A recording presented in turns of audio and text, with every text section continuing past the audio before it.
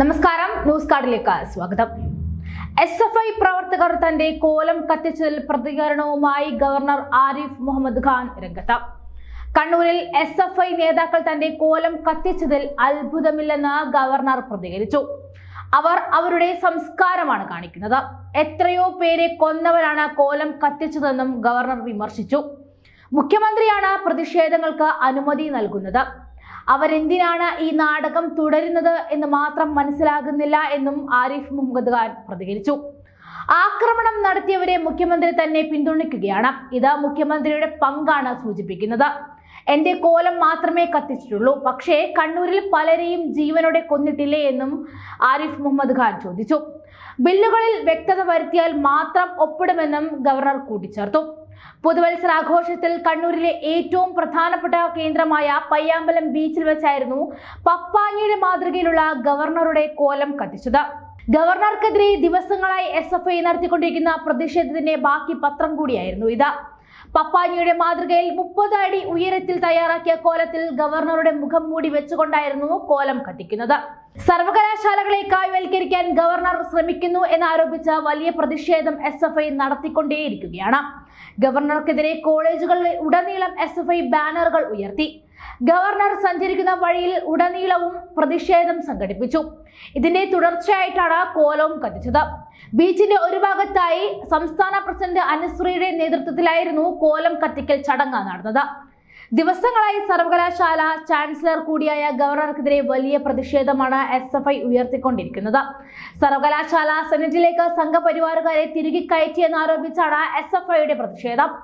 കഴിഞ്ഞ ദിവസം രാജ്ഭവനിൽ നിന്നും വിമാനത്താവളത്തിലേക്ക് പോകുന്നതിനിടെ SFI പ്രതിഷേധ സാധ്യത കണക്കിലെടുത്ത ഗവർണറുടെ റൂട്ട് മാറ്റിയിരുന്നു. പാളയം വഴിയുള്ള സ്ഥിരം വഴിക്ക് പകരം മറ്റൊരു വഴിയിലൂടെയാണ് ഗവർണർ വിമാനത്താവളത്തിലേക്ക് എത്തിയത്. ഒന്നിലധികം സ്ഥലങ്ങളിൽ ഗവർണർക്കെതിരെ SFI പ്രതിഷേധ സാധ്യതയുണ്ടെന്ന വിലയിരുത്തലിന്റെ അടിസ്ഥാനത്തിലാണ് റൂട്ട് മാറ്റിയത്. SFI പ്രതിഷേധം ശക്തമാക്കിയതിന് പിന്നാലെ തെരുവിൽ ഇറങ്ങി ഗവർണർ നാടകീയ രംഗങ്ങളും സൃഷ്ടിച്ചിരുന്നു. പിന്നാലെ ഡൽഹിയിൽ നിന്നും കേരളത്തിലേക്ക് എത്തിയ ഗവർണർക്ക് നേരെ SFI പ്രവർത്തകർ കരിങ്കൊടി പ്രതിഷേധം നടത്തി.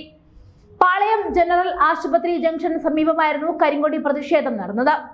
പുതിയ മന്ത്രിമാരുടെ സത്യപ്രതിജ്ഞ ചടങ്ങിന്റെ തലേന്നും തനിക്കെതിരെ SFI നടത്തിയ കരിങ്കൊടി പ്രതിഷേധത്തിൽ ഗവർണർ അസ്വസ്ഥനായിരുന്നു.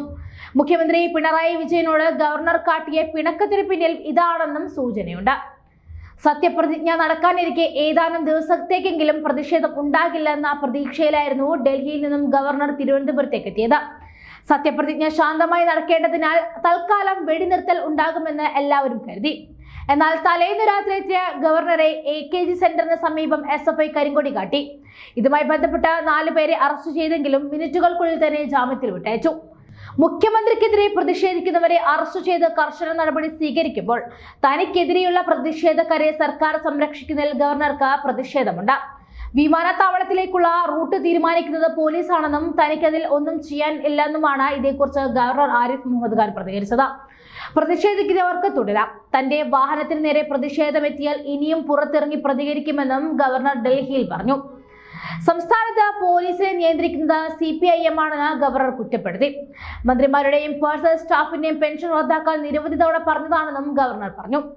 പുതിയ മന്ത്രിമാരുടെ സത്യപ്രതിജ്ഞാ ചടങ്ങിൽ എല്ലാവരും അഭിവാദ്യം ചെയ്തുവെന്നും ഗവർണർ പറഞ്ഞു. 2 വർഷം പേഴ്സണൽ സ്റ്റാഫ് ആയാൽ പോലും പെൻഷൻ വാങ്ങുകയാണ്. എന്നാൽ 35 വർഷത്തെ സർവീസുള്ളവർക്ക് പെൻഷൻ കിട്ടാത്ത സാഹചര്യമാണ് സംസ്ഥാനത്തുള്ളതെന്നും ആരിഫ് മുഹമ്മദ് ഖാൻ. എന്തായാലും ഈ കോലം കത്തിക്കൽ വിവാദം ഇന്ന് കത്തിപ്പടരാൻ സാധ്യതയുണ്ട്.